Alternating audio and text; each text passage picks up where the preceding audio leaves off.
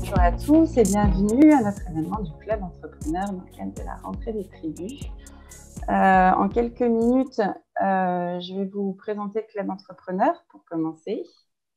Donc,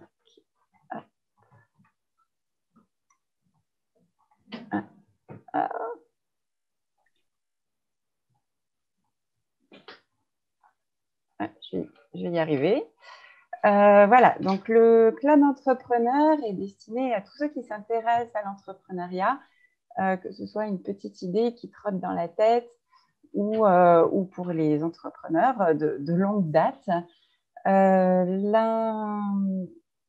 Nous proposons des conférences thématiques régulières, un petit peu moins ces derniers temps avec le contexte, mais des thématiques, des conférences, du networking, des boîtes à outils avec des experts également que nous faisons intervenir selon les problématiques qui sont remontées en général lors de la soirée des tribus. C'est ce qui détermine un petit peu notre programme de l'année.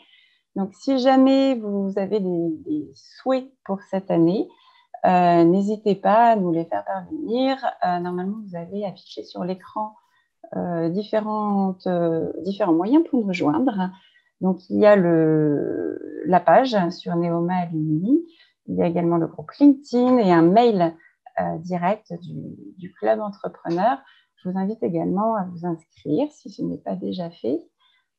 Pour tout simplement pouvoir être informé des diverses actualités. Et nous sommes présents, alors on est plusieurs, décidément j'ai du mal, on est plusieurs dans l'équipe d'animation, je ne vais pas vous lister tout le monde parce qu'on est 8 aujourd'hui, mais vous avez nos noms qui s'affichent. Et on a 2 antennes aujourd'hui. Le Club Entrepreneur est représenté à Paris et à Bordeaux également pour des rencontres en physique, j'espère assez rapidement. Voilà, décidément. Je vais rapidement, pour ceux qui n'auraient pas assisté à la conférence précédente,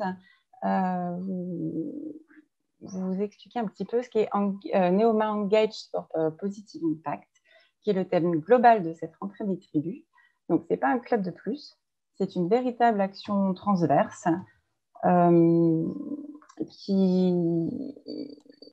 Pardon, la journée a été un petit peu longue.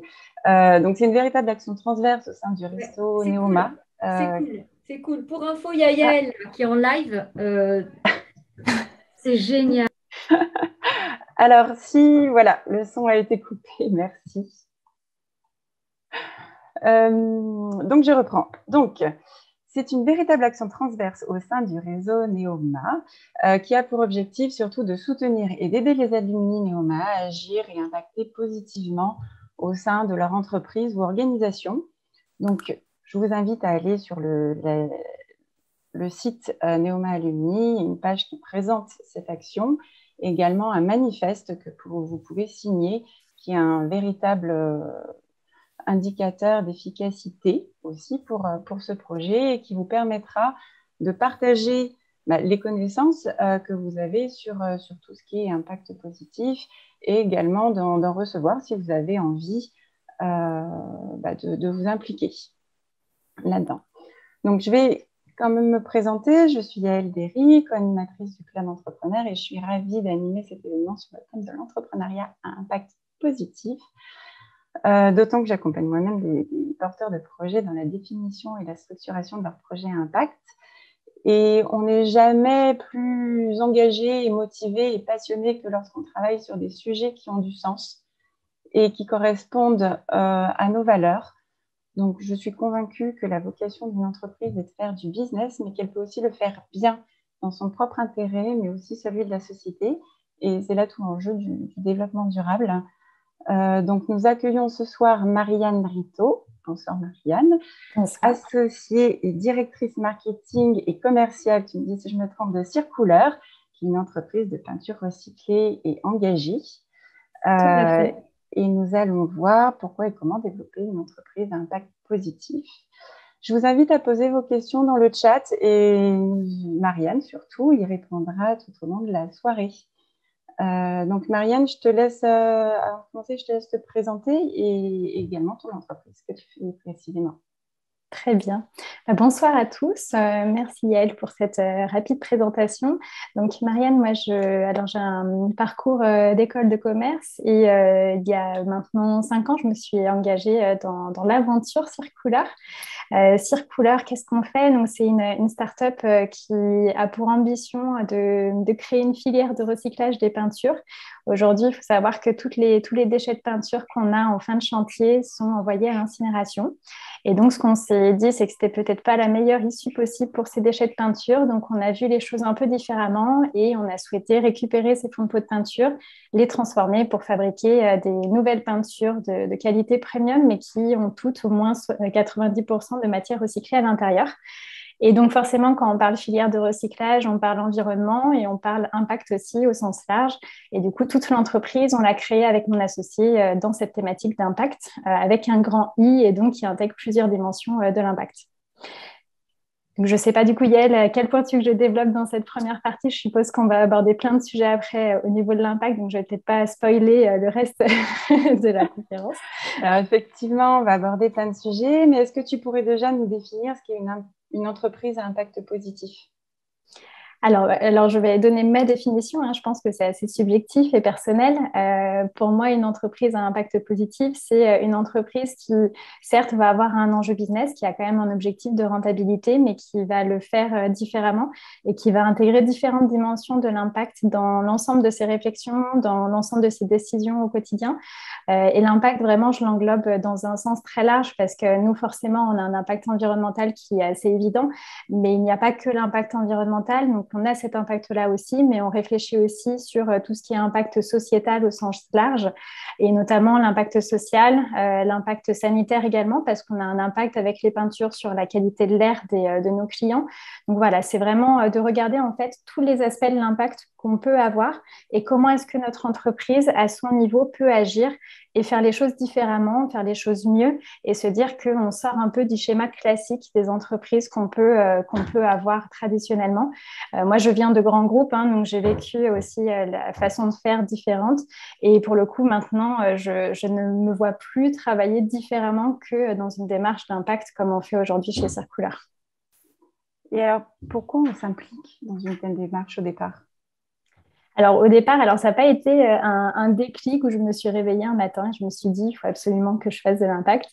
C'est vraiment un cheminement progressif qui s'est fait pour moi. Donc, comme je vous disais, j'ai fait un parcours d'école de commerce assez classique où j'ai commencé déjà dans des grands groupes en tant que spécialisée dans mon métier marketing et communication.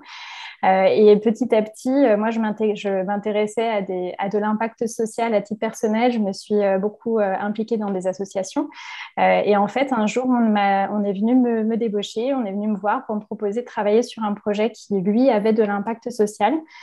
C'était une start-up qui était en train de lancer un projet d'électrification solaire en Afrique rurale, dans des villages qui étaient totalement non éclairés. Et donc, du coup, à partir de ce moment-là, je me suis dit, mais en fait, tout ce que je fais à l'échelle personnelle, sur mon temps personnel, je pourrais aussi le faire en étant au travail. Et finalement, on passe quand même une très grande partie de notre temps au travail, donc autant qu'il serve à quelque chose. Et donc, j'ai quitté ma vie parisienne à ce moment-là pour rejoindre ce projet qui avait cet impact qui me plaisait tant. Et c'est à partir de ce moment-là, pour le coup, que je me suis dit que plus jamais je pourrais revenir dans une entreprise plus classique, en tout cas comme je l'avais connue auparavant, et que maintenant, ma démarche, elle serait d'apporter ma pierre à l'édifice aussi au niveau de mon travail et de mon parcours professionnel. D'accord. Et alors ça, c'est en termes à titre personnel, en termes de motivation, je suppose que c'est vraiment quelque chose d'important. Et pourquoi les entreprises devraient s'impliquer dans quel est l'intérêt pour une entreprise de s'impliquer dans une telle démarche? Alors, il y en a beaucoup. Déjà, on parle d'intérêt personnel. Enfin, oui, forcément, moi, je suis engagée aussi personnellement, donc ça motive. Mais il faut se dire aussi que les personnes qui rejoignent une entreprise à impact, elles ont aussi cet engagement. Elles viennent parce qu'elles cherchent du sens. Et c'est aussi des personnes qui vont être plus impliquées, qui vont aussi, du coup, indirectement être plus productives, qui vont moins souvent quitter l'entreprise, donc moins de turnover.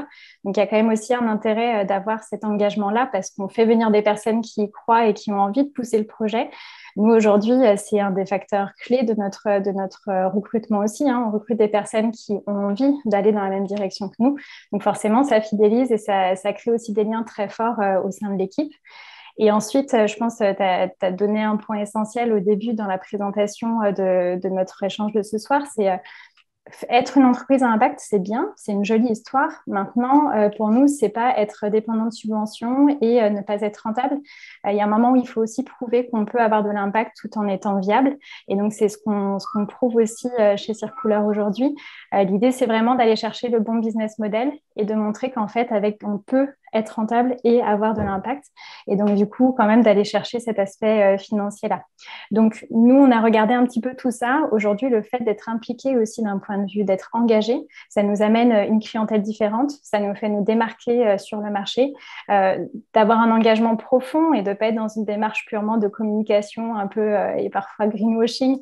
Ça se sent hein, dans nos échanges commerciaux. Moi, mes clients me challengent personnellement quand je vais à leur rencontre. Ils me demandent, c'est bien ce que vous racontez, mais vous, à votre niveau, qu'est-ce que vous faites? Quand ils voient que tout est aligné et qu'on est vraiment, que tout va dans le même sens, forcément aussi, ça intéresse. On montre qu'on peut faire différemment et les clients nous suivent beaucoup plus vite et du coup, nous soutiennent. On fait du business différemment. Donc voilà, il y a plein de choses positives aussi qui en découlent et pas seulement l'avantage personnel qu'on en a aussi, qu'on retire, nous, de notre côté. Donc ça, c'est les clients et les fournisseurs aussi, je suppose. Les fournisseurs aussi, même si c'est vrai qu'on le ressent un petit peu moins directement sur la partie achat, on le ressent plus, c'est vrai, sur la sortie, sur les ventes de produits. Par contre, dans la création de partenaires aussi autour de nous, on a recherché des partenaires pour nous, notre industrialisation, pour la fabrication. Enfin voilà, il y a plein d'étapes où il nous a fallu des partenaires. Quand on montre qu'on est dans cette dynamique, forcément, ça intéresse et nos plus gros partenaires aujourd'hui ont accepté de travailler avec nous parce qu'on avait cet engagement-là et ça nous a ouvert des très beaux marchés, des belles relations et des belles rencontres qu'on n'aurait peut-être pas eues si on n'avait pas eu cet engagement aussi poussé. D'accord. Et donc concrètement, qu'est-ce que ça apporte ou rapporte, parce que ça compte aussi, à une entreprise d'avoir une démarche à impact positif? Alors, qu'est-ce que ça apporte? Je pense qu'on a déjà un peu parlé, notamment d'un point de vue personnel, hein, se lever le matin en se disant au final que ce qu'on fait, ça sert à quelque chose. C'est quand même un vrai moteur. Et aujourd'hui, je suis fière de me dire que mon action, elle a des conséquences directes. Un point qui est important aussi pour ça, c'est d'arriver à le chiffrer. Parce qu'avoir un impact, c'est bien, mais de savoir vraiment à quoi on contribue, c'est encore mieux et c'est plus valorisant. Donc, on a fait un gros travail pour chiffrer notre impact à tout niveau. Donc ça, c'est aussi un élément clé.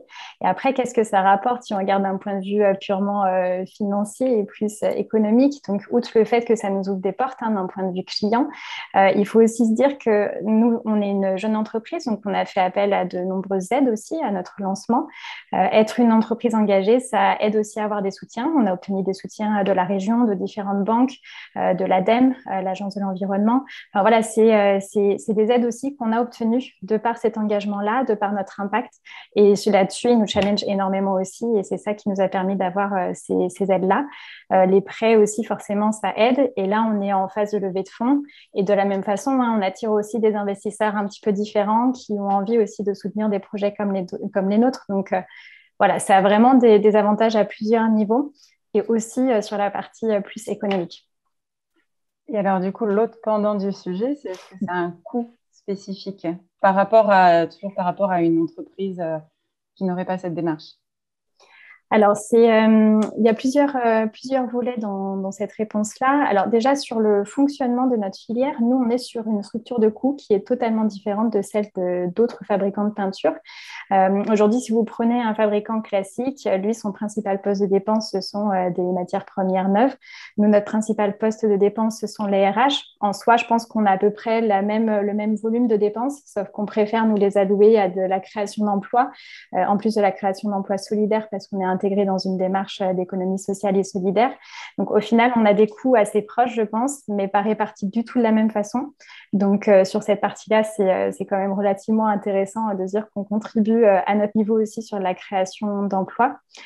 Et ensuite, je ne sais plus quel était l'autre volet que je voulais aborder. Si, sur la partie coût, il y a aussi le fait que d'un point de vue impact, des fois, on fait des choix qui sont certes plus coûteux, mais on se dit que c'est aussi important pour rester cohérent, pour être en ligne aussi avec la direction qu'on a prise. Si je prends l'exemple, par exemple, des RH en insertion, non, ça ne coûte pas moins cher. Des fois, on pourrait se dire que c'est moins cher de travailler avec des personnes qui sont exclues du monde du travail. Donc, non. Par contre, nous, c'est un vrai choix. On l'assume et on l'a intégré dans notre modèle économique parce que derrière, comme je le disais aussi un peu tout à l'heure, c'est des personnes, une fois qu'on les a intégrées, qui sont aussi beaucoup plus fidèles, beaucoup plus impliquées et qui ont l'impression de grandir avec nous. Et donc, c'est ça aussi un investissement qui est sur le long terme. Donc, on ne regarde pas que les coûts immédiats, on regarde aussi ce que ça va nous apporter ensuite. Outre l'aspect impact social, on regarde aussi cet impact financier-là. Et après, bah forcément, il y a des choix qui sont coûteux. Par exemple, nous, les matières premières, le peu de matières premières qu'on rajoute, on les choisit mieux aussi. Donc, elles sont plus chères. Mais voilà, ça fonctionne dans notre modèle économique global. Et pour le coup, on a construit les choses aussi pour que ça tourne sous ce modèle-là. D'accord. Je rappelle, si jamais vous voulez poser des questions au fur et à mesure de l'échange avec Marianne, n'hésitez pas à les poser dans le chat. Comme ça, je pourrais les faire remonter et interagir en même temps. Donc, on sent qu'il y a quand même un réel intérêt à partir dans cette démarche d'impact positif pour une entreprise, en tout cas pour la tienne. Globalement, est-ce que tu penses que tu serais dans une meilleure ou moins bonne situation ou que ce serait pareil si tu n'avais pas cette démarche en plus? Difficile de comparer, meilleure ou moins bonne, je ne sais pas, en tout cas totalement différente. Alors moi, à titre personnel, c'est sûr que je ne serais pas du tout dans la même situation. Aujourd'hui, je ne me sentirais pas droite dans mes bottes si je faisais une filière, mais qui à côté de ça, pollue énormément dans son mode de fabrication ou va chercher des composants qui sont situés en Australie, comme c'est le cas pour beaucoup de fabricants de peinture, ou bien fait travailler des personnes qui sont au black ou dans des situations un peu particulières. Enfin, il y a un moment où il faut aussi qu'on soit cohérent, nous, à titre personnel. Donc oui, ce serait pas, je peux pas dire que c'est mieux ou moins bien, mais en tout cas, moi, je me sentirais pas droite dans mes bottes par rapport à ça. Après, par rapport à l'entreprise, je pense que c'est vraiment un modèle qu'on choisit. Après, c'est nous, avec mon associé, on porte les mêmes valeurs. Donc, on est vraiment, ça, c'est un point aussi, je pense, qui est important, c'est qu'au niveau de la direction, il faut être aligné. Si on se fait, si votre associé à côté vous challenge en vous disant tous les jours, non, mais attends, là, ça nous coûte 3 fois plus cher, l'impact carbone, on s'en fout, on n'a qu'à prendre l'autre transporteur qui nous coûte beaucoup moins cher et qui pollue 3 fois plus. Forcément, c'est aussi plus difficile. Donc, je pense que c'est important aussi de voir avec qui on fait les choses et d'être bien aligné au début. Et après, je pense que voilà, il faut choisir son modèle et juste être cohérent. C'est vrai que moi, quelque chose qui me fait toujours un peu mal au cœur, c'est quand on voit des entreprises qui essayent de faire mieux, mais au final, ils sont bien meilleurs en com que dans la réelle mise en place. Et c'est vrai que ça, des fois, ça nous fait un peu mal au cœur de voir des grands groupes qui ont beaucoup de moyens de communication, qui font les choses beaucoup moins bien et qui arrivent quand même à envoyer du rêve et à mettre des paillettes dans les yeux. Voilà, c'est vrai que nous, c'est à l'opposé, en fait, de ce qu'on veut faire. Donc voilà, c'est des schémas vraiment totalement différents. Moi, mon conseil, c'est de suivre aussi ses envies, ses valeurs, ses objectifs et d'être cohérent dans tout ça. Et nous, je sais qu'on nous le renvoie bien. Notre équipe aujourd'hui, c'est elle qui nous challenge le plus. Et ça, c'est là aussi on se dit que c'est une vraie réussite. C'est qu'au final, quand on se pose des questions, c'est eux qui me disent, mais attends, là, je connais une initiative qui est encore bien meilleure que celle qu'on est en train de faire. Essayons de les contacter. Et du coup, voilà, c'est là où on se dit qu'on a vraiment réussi à embarquer tout le monde derrière nous et qu'on est cohérent jusqu'au bout. Donc, dire que c'est mieux ou moins bien, je sais pas, je ne peux pas me permettre non plus de juger après comment c'est fait dans 2 entreprises. Mais en tout cas, voilà, je pense que la cohérence dans tout ça est important. Et moi, je sais qu'en tout cas, je ne verrai pas les choses différemment. Par contre, nous, on peut toujours faire mieux et on se challenge, on se fait challenger. On se fait challenger par des structures extérieures. Donc, on est en cours de labellisation B Corp. On est aussi référencé sur ZEI, une plateforme qui chiffre l'impact et qui donne des astuces aussi sur comment améliorer son impact à différentes échelles. Donc voilà, on continue, on se dit qu'on peut toujours faire mieux. Et c'est agréable aussi de se dire qu'en fait, on a bâti quelque chose de solide, mais qu'en fait, on a encore une grosse marge de progression et qu'on peut aller encore plus loin. C'est sûr qu'on peut toujours aller plus loin. On a Sarah qui demande quelle a été la plus grande difficulté dans cette grande aventure. Alors, des difficultés, il y en a eu beaucoup. Il y a quand même beaucoup de hauts et beaucoup de bas, hein. C'est un peu la vie d'entrepreneur. S'il y a des entrepreneurs ce soir, je pense qu'ils se retrouveront aussi là-dedans. Je pense qu'une des plus grandes difficultés qu'on a rencontrées, c'est qu'on est un peu un tourbillon, hein, sur le marché de la peinture. On dérange un petit peu, on vient casser les codes, on fait les choses différemment. Nos concurrents voient aussi que ça plaît, que le marché est présent derrière. Du coup, on a quand même eu beaucoup d'obstacles qui ont été dressés par le marché, qui ont essayé aussi de freiner la filière. Donc, je pense que ça a été un des plus gros freins, où on redescend un peu de son nuage et on se rend compte qu'en fait, on essaie de faire les choses bien, mais qu'on reste quand même dans un milieu qui est très orienté très drivé par le business, et qu'il y a un moment où les enjeux économiques sont vraiment importants pour les autres acteurs du marché. Donc voilà, c'est aussi de redescendre sur terre, de se rendre compte que oui, on est peut-être un peu bisounours parfois, et qu'il faut quand même prendre en compte aussi la réalité du marché. Donc voilà, de se retrouver confronté à ça, ça nous a permis aussi de nous renforcer, de faire les choses aussi différemment, de contourner. Mais je pense qu'on en ressort aussi encore plus fort ensuite derrière. Alors, il y a Marion d'Impact Booster, qui a un programme B Corp, qui te félicite pour la progression. J'en profite, je passe les petits messages en même temps. Il y a plusieurs questions qui sont arrivées. Je vais les poser au fur et à mesure des différentes étapes. Peut-être que tu peux nous expliquer aussi, pour les gens qui ont envie, comment on se lance ou on transforme son entreprise. Alors, transformer l'entreprise, j'aurais moins de recul, parce que c'est vrai que nous, on a lancé l'entreprise déjà de base avec cette notion d'impact. Comment on le fait? En fait, nous, ce qui a facilité les choses aussi quelque part, c'est qu'au final, l'entreprise même a un fond d'impact écologique. Enfin, on a créé notre entreprise pour répondre à une problématique environnementale. Donc déjà, de base, quand on a lancé le projet, on savait qu'on avait cet impact environnemental-là. Et c'est ça qui a drivé, qui est vraiment au cœur de notre ADN. Et voilà, donc c'est les fondations de l'entreprise. Après, comment se lancer? Une fois qu'on a l'idée, je pense qu'après, c'est juste essayer de poser un peu, nous, les différentes options qui existent pour avoir cette notion d'impact. Où est-ce qu'on peut agir? En tout cas, déjà à première vue, parce qu'on ne va pas forcément penser à tout de suite. Typiquement, un bon exemple entre donc Maëlys, mon associé, et moi, c'est que Maëlys avait vraiment plus les valeurs environnementales en tête. Moi, je suis arrivée avec mon background d'électrification rurale en Afrique, donc plutôt le côté social, vraiment, voilà, comment impliquer aussi des personnes qui sont un peu défavorisées, exclus de tout ça. Et au final, on s'est vachement retrouvés, et c'est aussi la jonction de nos deux valeurs qui a permis de faire quelque chose qui était encore plus complet. Donc, je pense que voilà, rencontrer les bonnes personnes, se rapprocher aussi des bons écosystèmes. Nous, on a été beaucoup accompagnés en région. On a été accompagnés, donc nous, on est donc pas très loin d'Yel, on est en région bordelaise. On s'est fait accompagner par Bordeaux Techno-Ouest, par Unitech, par La Ruche, qui est aussi présent en région parisienne. Et La Ruche, typiquement, c'est un programme d'accompagnement qui est vraiment très orienté économie sociale et solidaire. En plus, nous, on était dans un projet d'entrepreneuriat féminin. Donc voilà, on matchait quand même beaucoup de cases. Et eux aussi nous ont accompagnés sur déjà comment lancer une entreprise, hein, parce qu'on ne savait pas faire. Nous, on venait toutes les deux d'un background où on était dans des entreprises déjà existantes. On n'avait pas de retour d'expérience entrepreneuriat. Et ensuite, comment le faire différemment. Donc là, on rencontre des mentors, on rencontre des coachs, on rencontre des entreprises qui ont fait des choses équivalentes avant. On s'inspire en fait. Et petit à petit, on avance, on apprend, on se trompe, on recommence, on se retrompe, on recommence. Donc voilà, c'est un apprentissage après aussi récurrent. Donc je pense qu'il y a un moment où il faut juste oser. Moi, c'est quelque chose, peut-être un des messages clés que j'aimerais faire passer ce soir, c'est moi, à aucun moment aujourd'hui, je regrette de m'être dit que je claquais tout pour me lancer dans un projet où, oui, il y avait un risque quand même, parce que quand on vient d'un grand groupe, on sait ce qu'on a à la fin du mois, on sait où est-ce qu'on va, et on se doute que l'entreprise ne va pas couler du jour au lendemain. Quand on va dans l'entrepreneuriat et encore plus à impact, on avance un petit peu plus, on navigue à vue, hein, c'est un petit peu plus compliqué.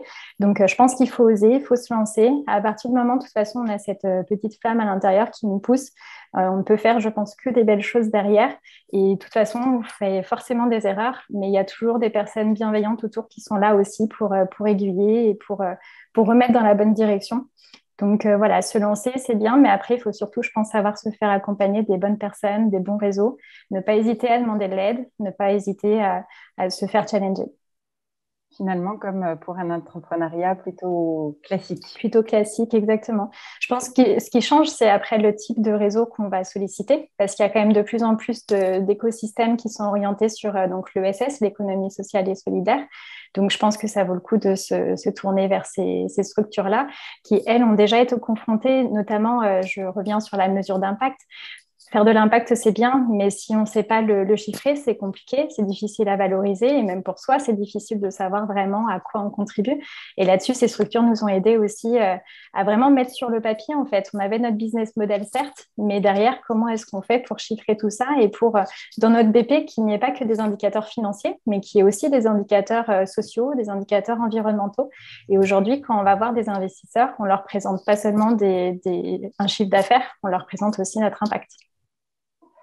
Et alors, il y a Sophie qui demande si trouver le soutien au démarrage, notamment financier, était difficile. Alors toujours, c'est quand même l'étape, je pense, qui est la plus difficile au début, mais à mon avis, c'est pas forcément associé au fait d'être une entreprise à impact. Hein. C'est tout court. Le fait de trouver des soutiens, c'est pas évident quand vraiment on part de rien. Donc là, il a fallu taper à beaucoup de portes. La chance qu'on a eue, je pense, qui nous a aidés, c'est qu'on arrivait aussi à un moment où les mentalités commençaient vraiment à changer et où on sentait qu'il y avait déjà cette tendance vers des projets à impact environnemental, en tout cas. Donc, ça nous a permis aussi d'ouvrir certaines portes. Et après, ce qui compte le plus, je pense, quand on cherche un accompagnement au début, en soutien financier, c'est vraiment les personnes qui portent le projet. C'est d'être avec une personne qui soit vraiment complémentaire, en tout cas que l'équipe soit complémentaire, ait les bonnes compétences. Et si en plus, derrière, les valeurs sont défendues et que ça vient vraiment, enfin, c'est moi du terme, mais que ça vient des tripes, ça se ressentira forcément en fait dans le discours. Et derrière, c'est ça aussi qui a plu. Nous, je sais que le binôme qu'on a avec Mélisse marche très bien pour ça. Et souvent, quand on ressort d'un échange à la fin, quand c'est un peu plus en off, on nous dit tout le temps, c'est chouette de voir des personnes qui ont autant envie de faire bouger les choses. Et en fait, ils reviennent sur vraiment notre engagement, alors qu'à la base, on venait pour leur parler d'un projet plus global. Donc, je pense que voilà, tout ça, ça aide aussi à aller chercher des soutiens financiers. Mais après, dans les démarches, je pense que, comme tu disais, Yael, c'est assez classique en fait. On reste quand même une entreprise avant tout. Donc, on peut valoriser d'autres choses. Et ça, c'est top. On peut aller chercher des fonds et des aides qui sont différentes. Et ça, c'est bien aussi parce que ça ne nous coupe pas des aides classiques. Par contre, ça nous ouvre des portes pour d'autres. Donc, voilà, c'est un vrai plus aussi. Par contre, il faut aussi se dire que quand on va chercher ces aides plus spécifiques, ben, on se fait beaucoup challenger sur l'impact et ils sont vraiment très méfiants justement qu'il n'y ait pas de greenwashing derrière tout ça. Donc, d'où l'intérêt aussi après derrière d'être capable de chiffrer ce qu'on fait. Et du coup, comment on met ça en place pour, dans la structuration, je veux dire, de l'entreprise, la stratégie, la gouvernance, même le business model, comment on intègre cette dimension impact? Alors, nous, on est aujourd'hui une entreprise assez classique. On est une SAS classique. Après, là, on est justement en train d'essayer de changer de statut. Avec la levée de fonds, on va pouvoir changer le statut. Donc, l'idée, c'est de passer sur un statut ESUS qui va nous faire reconnaître comme une entreprise à impact de façon officielle. Nous, en fait, on a commencé par se dire, avant de chercher le statut, avant de chercher des labels, avant même d'aller voir Bicorp, en fait, nous, ce qui nous importait, c'était déjà de le faire. C'était d'avoir cet impact. Et on a commencé, en fait, par faire les choses. Et ensuite, on s'est dit, mais en fait, ça vaut peut-être le coup qu'on aille chercher des choses pour montrer qu'on fait les choses bien. Donc, on l'a fait un peu dans l'autre sens parce que j'ai l'impression que souvent, c'est plutôt l'inverse où on commence plutôt en se disant, j'ai envie d'être une entreprise ESUS, j'ai envie d'avoir tel label et qu'est-ce qu'il faut que je fasse pour y arriver. Nous, ça n'a pas été la démarche. On l'a vraiment fait dans l'autre sens. Donc, au final, comment on le fait? Nous, on l'a fait sous ce sens inversé. Après, il y en a peut-être qui le font dans l'autre sens. Mais voilà, nous, on a commencé vraiment par faire les choses et ensuite, on allait chercher les certifications, les labels. Donc, voilà, on est une entreprise encore aujourd'hui classique, mais ça ne nous empêche pas de faire les choses différemment. D'accord. Et comment on arrive, alors c'est une question de Sarah, comment on arrive à convaincre les investisseurs quand on se lance sur un marché aussi concurrentiel avec des acteurs aussi gros? Ben, les investisseurs, en fait, aiment quand même bien quand on vient casser un petit peu les habitudes et quand on montre justement le potentiel, ils ont besoin d'être rassurés forcément. Ça, c'est quelque chose qu'on a rencontré. On arrive, nous, on est plein d'espoir, mais eux, ils ont besoin de choses concrètes. Ils ont besoin de voir qu'effectivement, derrière, il y a un potentiel marché. Ils ont besoin d'être rassurés sur le fait que oui, on va pouvoir déployer rapidement, qu'on ne va pas avoir de contraintes techniques. Donc, il faut montrer patte blanche sur énormément d'aspects. Aujourd'hui, là où on le challenge le plus, c'est pas tant sur le marché concurrentiel que vraiment sur notre capacité à progresser très vite parce qu'on est on n'est pas sur un modèle dans le numérique par exemple, forcément c'est assez facile d'aller très très vite. Quand on est dans un modèle industriel, c'est un petit peu différent. On est sur un produit, on n'est pas sur un service. Donc derrière, il faut construire toute une chaîne d'industrialisation, de fabrication. Nous, on a l'étape de 3D peinture sur une plateforme, donc ça rajoute encore une étape aussi physique. Donc, on a beaucoup de lourdeur quand même au final dans notre process. On fait des choses totalement différemment, donc il faut aussi expliquer pourquoi est-ce que c'est différent, certes, mais ça reste quand même viable et c'est quelque chose qui est faisable sur le long terme. Quelque chose qui nous a beaucoup aidé, c'est qu'il y a une filière de recyclage qui existe depuis plus de 25 ans maintenant au Québec. Donc, on se sert aussi de ce qui se passe à l'étranger pour assurer là-dessus.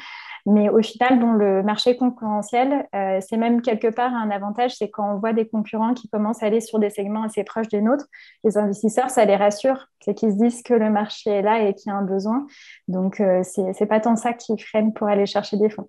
Par contre, il faut être en mesure de montrer que oui, on est capable de le faire techniquement, qu'on a les infrastructures qu'il faut, qu'avec les fonds qu'on aura, on pourra aller loin et surtout que derrière, les consommateurs répondent présents. Donc finalement, ça a l'air de bien fonctionner. Donc, c'est plutôt pas mal, oui. Tu disais en plus tout à l'heure que vous bousculiez un petit peu le marché et du coup, est-ce que vous avez été approché par exemple par des concurrents qui pourraient vouloir vous absorber? Alors, on sait qu'ils nous observent parce que de temps en temps, on voit passer des commandes sur notre site internet qui sont très peu masquées et on voit très bien qui a commandé nos produits pour faire des analyses.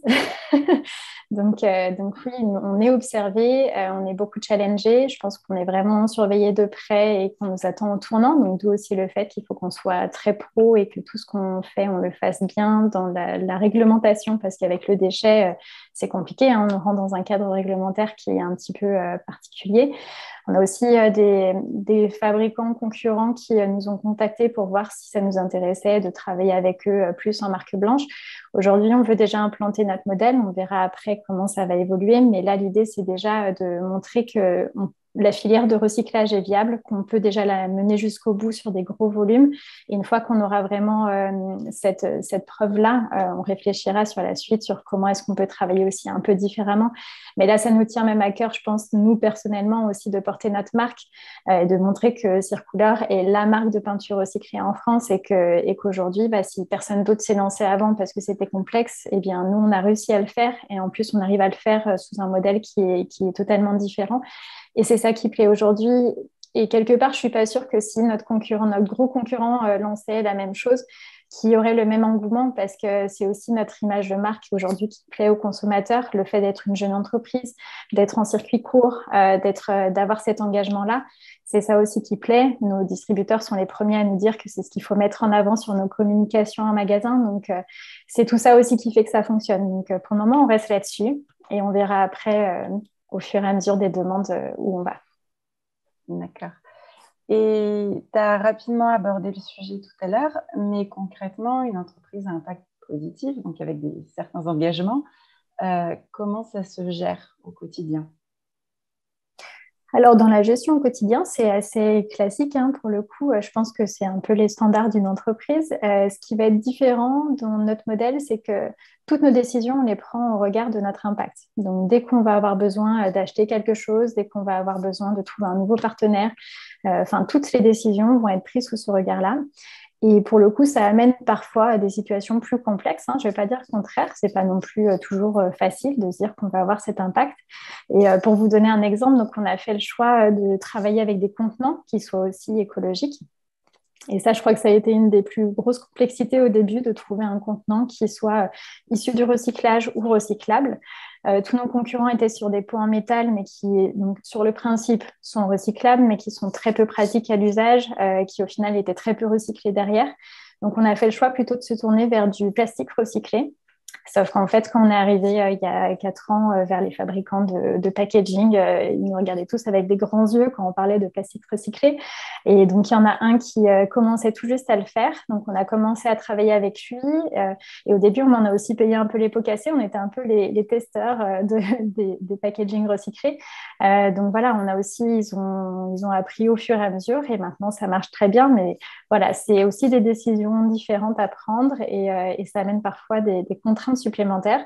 Mais après, une fois que c'est lancé et que c'est en place, on est tellement content aussi de dire qu'on a pu pousser aussi d'autres entreprises à s'améliorer dans ce cadre-là, qu'au final, c'est aussi une satisfaction qui est intéressante.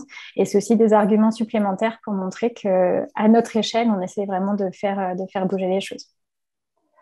Et est-ce qu'il y a des difficultés particulières que Circulaire a rencontrées et surtout des pistes de solutions toujours en rapport avec ce côté impact par rapport à une entreprise qui n'en aurait pas?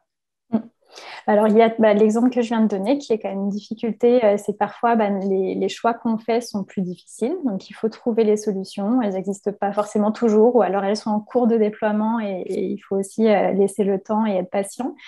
Une autre difficulté qu'on a rencontrée et qu'on rencontre encore, c'est sur l'aspect social. Donc, on fait travailler sur nos postes de tri des peintures des personnes qui sont aujourd'hui exclues du monde du travail. Donc, c'est-à-dire, c'est des personnes qui sont même plus inscrites à Pôle emploi. La première personne qui a travaillé avec nous était dégoûtée du monde du travail. Il ne voulait plus entendre parler du monde professionnel. Et par un jeu de circonstances, il s'est retrouvé dans une association. Nous, on l'a identifié dans ce cadre-là. Et donc, il a rejoint l'équipe. Au début, ça a été compliqué. Aujourd'hui, on l'a recruté en CDI. C'est un pilier de l'équipe. Et donc, notre objectif, c'est de reproduire ce modèle-là. Donc là, c'est un exemple qui a très bien marché. Maintenant, ce qu'on voit, c'est que ça demande plus de temps. Ça demande vraiment un accompagnement particulier sur le terrain. Donc, nos managers en interne doivent être formés aussi à accompagner ce type de personnes-là qui ne sont plus habitués à mettre leur réveil le matin, qui arrivaient avec 1 heure et demie de retard, pour eux, ils ne voient pas vraiment où est le problème, qui partent faire des pauses ou répondre au téléphone pendant leur travail, c'est pas non plus un souci. Donc, il faut réapprendre les codes du travail, il faut être présent, il faut être patient. Et tout ça, c'est des problématiques qu'on rencontre encore aujourd'hui. À chaque fois qu'on fait venir une nouvelle personne, là, on a dû mettre en place un système de pointage, par exemple, parce qu'on s'est rendu compte petit à petit par d'autres personnes de l'équipe que certains arrivaient avec beaucoup, beaucoup de retard, qui partaient très tôt le soir. Donc, on a essayé de mettre en place des systèmes aussi pour cadrer un petit peu tout ça, sans être trop intrusif, mais pour essayer quand même de donner un cadre. Donc, on cherche encore des idées pour que ça puisse marcher. Surtout que nous, on est dans un fonctionnement aussi beaucoup à distance, où notre site de tri, c'est pas sur notre propre siège. Donc, on manage aussi ces personnes un peu à distance. Donc, ça amène de la difficulté, mais ça amène aussi à penser les choses différemment, être plus créatif, à en discuter avec les équipes. On travaille beaucoup en collaboration, du coup, avec ces personnes-là pour leur demander les modèles qui leur plaisent moins, pour essayer de construire les choses ensemble. Et le fait qu'ils soient aussi partie prenante des décisions, forcément, ça facilite aussi la mise en place ensuite sur le terrain. Donc voilà, c'est pas un long fleuve tranquille, mais on est persuadé, en tout cas, comme on a déjà 2 insertions réussies, que c'est un modèle qui peut fonctionner. Donc on va continuer et je pense qu'on a encore beaucoup de choses à améliorer. Donc d'ailleurs, si ce soir, il y a des personnes qui ont de l'expérience là-dessus, on est assez preneurs aussi d'avoir leur retour. Mais voilà, donc oui, il y a des difficultés, il y a des choses à faire différemment, mais on va y arriver. A priori, vous y arrivez déjà dans l'ensemble. Donc ça, c'est la partie où finalement, vous arrivez quand même à bien engager les collaborateurs sur l'ensemble du projet. Et par rapport aux parties prenantes, en termes d'implication, dans le sens... Alors, tu as déjà dit tout à l'heure que ça les intéressait aussi, mais est-ce que vous arrivez à modifier les pratiques des parties prenantes aussi? Ou est-ce qu'il y a un choix qui est fait à ce niveau-là? Alors, modifier les pratiques, j'ai essayé de réfléchir quand on en a discuté l'autre jour, Yael, et je ne crois pas encore qu'on ait eu cet impact-là. Peut-être un jour, mais c'est vrai qu'autant on arrive avec notre démarche et les parties prenantes essayent de s'intégrer dans tout ça et le comprennent et aiment beaucoup le principe, autant je pense que ça n'a pas encore eu l'effet d'insuffler, par exemple, chez nos fournisseurs ou chez nos sous-traitants, de se lancer dans la même démarche. Après, je pense que petit à petit aussi de montrer, d'avoir des petites actions que eux peuvent aussi mettre facilement en place, ça va peut-être aussi les orienter petit à petit là-dedans. Et je trouve ce qu'on ressent le plus, c'est plutôt nos interlocuteurs directs, les opérationnels sur le terrain, qui voient aussi, quand ils discutent avec des personnes de mon équipe, ça se sent leur engagement, ça se sent aussi leur volonté d'avancer, de travailler différemment. Et je pense que c'est plus là où ça va s'insuffler petit à petit, en fait, au niveau au niveau des opérationnels qui, eux, vont réclamer de plus en plus aussi un mode de travail un peu différent. Et petit à petit, je pense que ça va remonter et que c'est ça aussi qui va faire bouger les choses. Tout à l'heure, tu as parlé rapidement aussi du changement d'un point de vue organisationnel et comment, d'un point de vue gouvernance aussi, ça se matérialise. Ça, c'est quelque chose aussi qu'on fait avec nos équipes. On n'est pas sur un mode de management hiérarchique où les décisions redescendent. On a mis en place, on essaye dans la mesure du possible d'être dans un management participatif. On a mis en place des outils aussi qui nous permettent du coup de travailler ensemble sur les grands enjeux de l'entreprise, sur comment atteindre ces enjeux-là. Et donc, par exemple, tous les 15 jours, on a des réunions avec l'ensemble des membres de l'équipe où on aborde toutes les problématiques, les résultats principaux qu'on souhaite atteindre et tout le monde sait à peu près sur quoi tout le monde travaille et peut aussi nous proposer des nouvelles choses, peut apporter vraiment sa pierre à l'édifice. Et je pense que ce mode de gouvernance aussi, qui implique beaucoup nos collaborateurs, leur donne envie aussi de le partager autour d'eux et du coup de l'instiller petit à petit aussi dans d'autres structures. D'accord. Et alors, j'ai une question. Vous êtes combien aujourd'hui dans l'entreprise? Alors aujourd'hui, on est 15, dont 10 salariés. Et donc, on a aussi un stagiaire et 4 personnes en insertion, donc en IAE, en insertion par l'activité économique. D'accord. Et je suppose que vous avez un gros pôle R&D. Tout à fait. Ouais, le tiers de l'équipe, je dirais, ce sont nos ingénieurs chimistes, donc une partie sur la recherche et développement et le reste sur la formulation courante. Et après, on a un gros pôle, nous, au niveau de la logistique, supply chain, parce que forcément, on est dans un modèle qui est vraiment particulier dans l'économie circulaire. Donc, la logistique est vraiment clé dans tout ça. Et le reste, après, ce sont les fonctions support. Et donc, sur la partie logistique, j'intègre aussi les personnes qui sont au niveau du tri et qui représentent du coup un très gros tiers aussi, le deuxième gros tiers de l'entreprise. D'accord. Et tout à l'heure, tu parlais d'évaluation. Comment on peut évaluer l'impact positif d'une entreprise? Donc, vous étiez accompagné pour ça? Oui, alors au début, on a déjà identifié, grâce aux structures qui nous ont accompagnés, sur ce qu'on pouvait chiffrer, quels étaient vraiment les indicateurs qu'on pouvait suivre.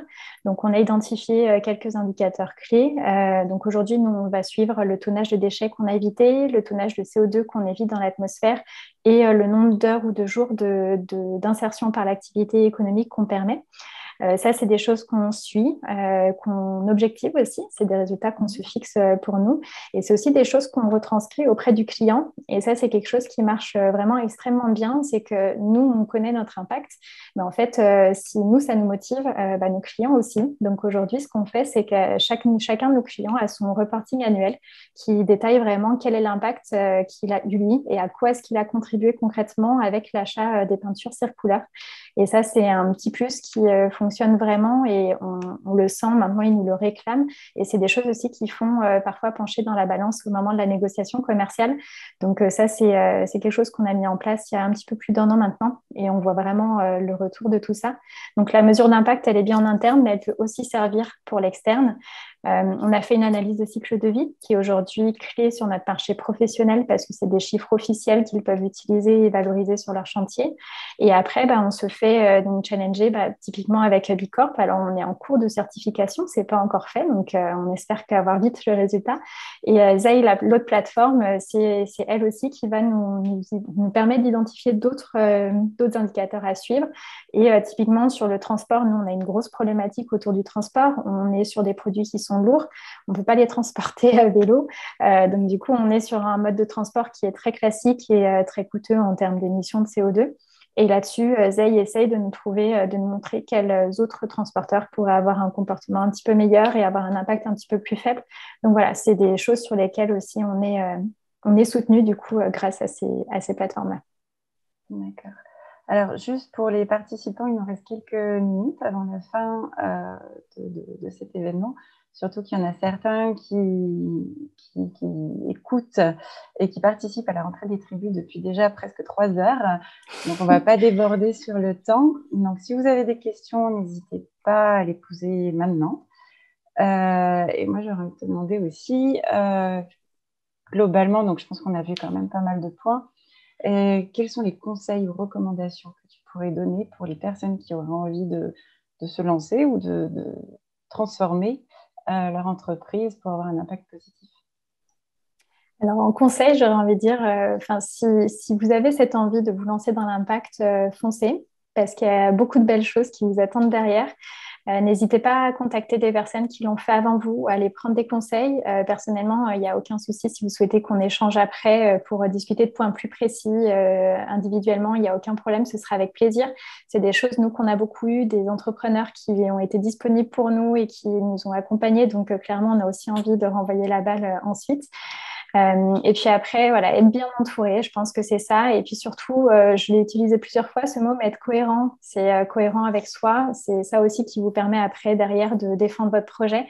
Nous, aujourd'hui, quels que soient nos interlocuteurs, que ce soit des investisseurs, des clients, des partenaires, il n'y a aucun moment où on se dit mince, à lui, il faut que je dise telle chose, et puis à l'autre, il faut que je dise telle autre chose parce que c'est plus ça qui va lui plaire. Nous, on a notre ligne directrice, on sait où on va, on sait ce qu'on fait, et on est toujours à l'aise avec notre discours, et ça, je pense que c'est important. Et le greenwashing, pour nous, c'est un mot interdit. On ne communique que sur les choses qu'on fait réellement. Et à l'inverse, je pense qu'au final, on rend peut-être pas assez visible tout ce qu'on fait, et il y a peut-être des grosses actions qu'on pourrait faire encore d'un point de vue communication, mais on préfère déjà commencer par faire les choses bien plutôt que de commencer par communiquer sur des choses qu'on aimerait faire bien. Donc voilà, on prend les choses différemment, et au final, c'est ça aussi qui montre à nos clients au fur et à mesure, quand ils creusent, ils voient qu'on fait en fait plein d'autres choses, et ça les rassure aussi sur le fait qu'au final, ce qu'on dégage en communication, c'est pas tout ce qu'on fait non plus, et que au final, notre objectif, c'est pas tant de communiquer, mais c'est vraiment d'agir. Donc, finalement, on comprend bien que ce n'est pas juste un argument commercial, mais c'est une vraie raison d'être. Exactement, c'est une belle conclusion, Yael. Je vais travailler celle-là. Bon, est-ce qu'il y a quelque chose que tu voudrais rajouter?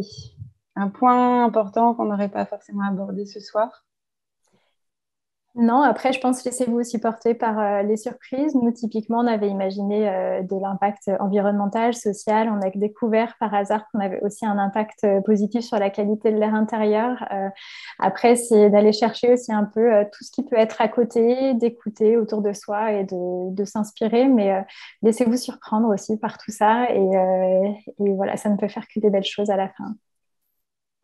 Super, écoute, je te remercie Marianne, merci à tout le monde d'avoir participé.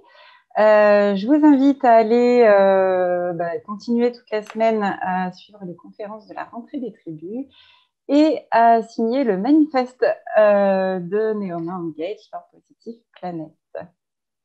Voilà, je vous souhaite une très très bonne soirée. Merci à tous, bonne soirée. Merci.